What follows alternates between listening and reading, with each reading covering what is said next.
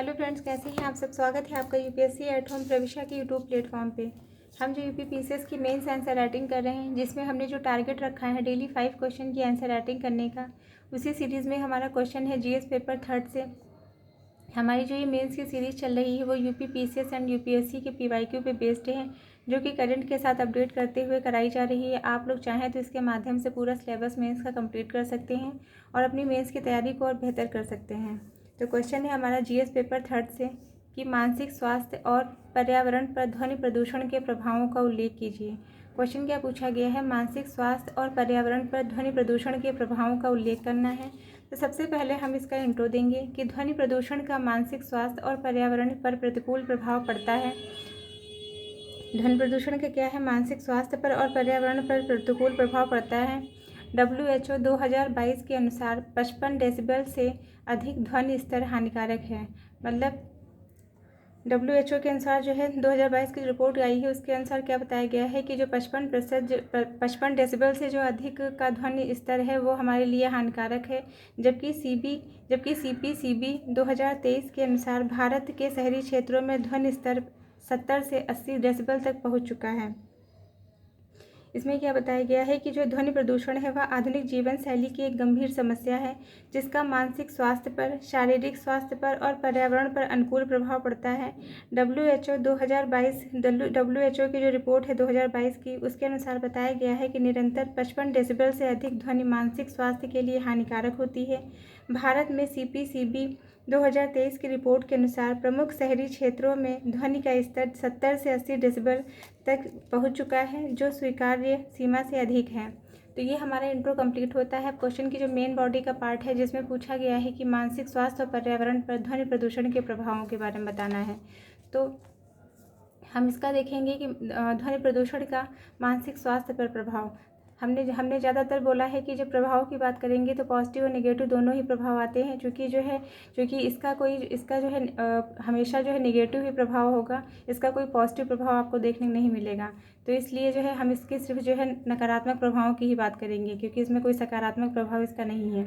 तो ध्वनि प्रदूषण का मानसिक स्वास्थ्य पर प्रभाव, इसके अंतर्गत क्या है, तनाव और चिंता बढ़ती है। इसमें कार्टिसोल हार्मोन का जो है बढ़ता स्तर, मतलब इसमें बताया गया है कि निरंतर उच्च ध्वनि का संपर्क तनाव का जो हार्मोन होता है कार्टिसोल का स्तर बढ़ाता है। ये आपके प्री के पॉइंट ऑफ व्यू से भी जो काफ़ी इंपॉर्टेंट है कि तनाव वाला हार्मोन जो है कौन सा होता है, उसे कार्टिसोल कहते हैं। फिर क्या है, नींद में बाधा। इसमें बताया गया है कि 50 डेसिबल से अधिक ध्वनि से अनिद्रा अथवा जो है थकावट उत्पन्न होती है। मतलब नींद में जो है व्यवधान उत्पन्न होता है। इसमें बताया गया है कि जो 50 डेसिबल से अधिक की जो ध्वनि है वह नींद की जो गुणवत्ता है उसको प्रभावित करती है, जिससे अनिद्रा और थकावट की समस्या उत्पन्न होती है।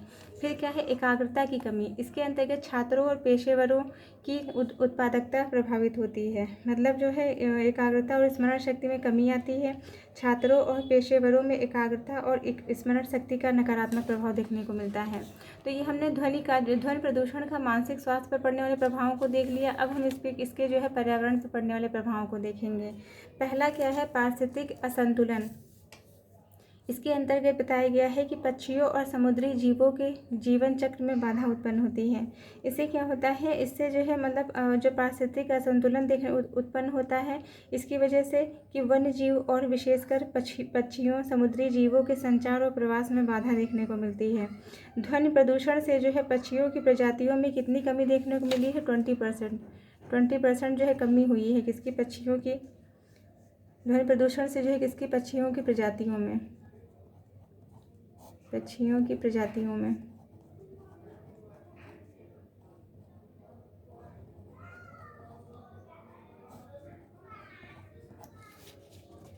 प्रजनन और जीवन चक्र पर प्रभाव। प्रजनन और जीवन चक्र पर जो है क्या प्रभाव पड़ता है, डॉल्फिन और व्हेल की जो है नेविगेशन प्रणाली प्रभावित होती है। इसमें जो है समुद्री जीवों जैसे डॉल्फिन और व्हेल की जो है नेविगेशन प्रणाली पर प्रतिकूल प्रभाव पड़ता है। तो ये हमने जो है ध्वनि प्रदूषण का मानसिक स्वास्थ्य पर पड़ने वाले प्रभाव और पर्यावरण पर पड़ने वाले प्रभावों को देख लिया। इससे जो है ध्वनि प्रदूषण का मानसिक स्वास्थ्य पर क्या प्रभाव पड़ता है, तनाव जो है चिंता जैसी समस्या उत्पन्न होती है। नींद में जो है अनिद्रा की समस्या उत्पन्न होती है, नींद की गुणवत्ता में जो है गिरावट आती है और एकाग्रता की कमी देखने को मिलती है। स्मरण जो है शक्ति की कमी भी देखने को मिलती है। फिर क्या है, पर्यावरण पर प्रभाव, पारिस्थितिक असंतुलन पैदा होता है, प्रजनन प्रणाली पर इसका असर देखने को मिलता है। फिर सरकार के द्वारा इसके लिए उठाए गए कदम, इसमें क्या है, वायु प्रदूषण नियंत्रण अधिनियम 1981 के तहत ध्वनि नियंत्रण, मतलब इसमें बताया गया है कि जो वायु प्रदूषण नियंत्रण अधिनियम है 1981 के तहत ध्वनि प्रदूषण को नियंत्रित करने का प्रावधान किया गया है। फिर एनजीटी और सीपीसीबी द्वारा साइलेंस जोन और ध्वनि निगरानी अभियान स्टार्ट किए गए हैं।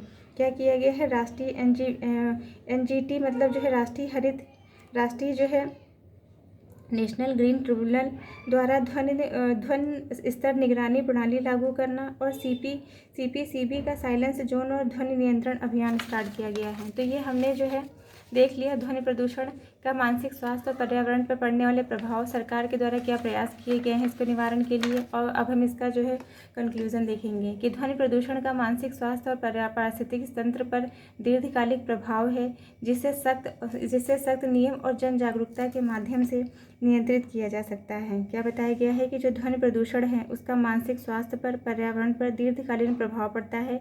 प्रभावी निगरानी, सार्वजनिक जागरूकता और सख्त नियमों के माध्यम से इन समस्या को नियंत्रित किया जा सकता है, जिससे मानसिक स्वास्थ्य पारिस्थितिकी तंत्र को सुरक्षित रखा जा सके। ये हमारा क्वेश्चन कंप्लीट हो गया है। आप लोग बताइए कि हमारी जो ये मेंस की सीरीज़ चल रही है आप लोगों को कैसी लग रही है, आप लोगों के लिए कितना बेनिफिशियल साबित हो रही है, ये हमारे कमेंट सेक्शन में ज़रूर कमेंट करिए। और ऐसे ही पढ़ते रहिए, लाइफ में आगे बढ़ते रहिए, यूपीएससी एट होम प्रविशा के साथ में मेंस आंसर राइटिंग करते रहिए। Thank you.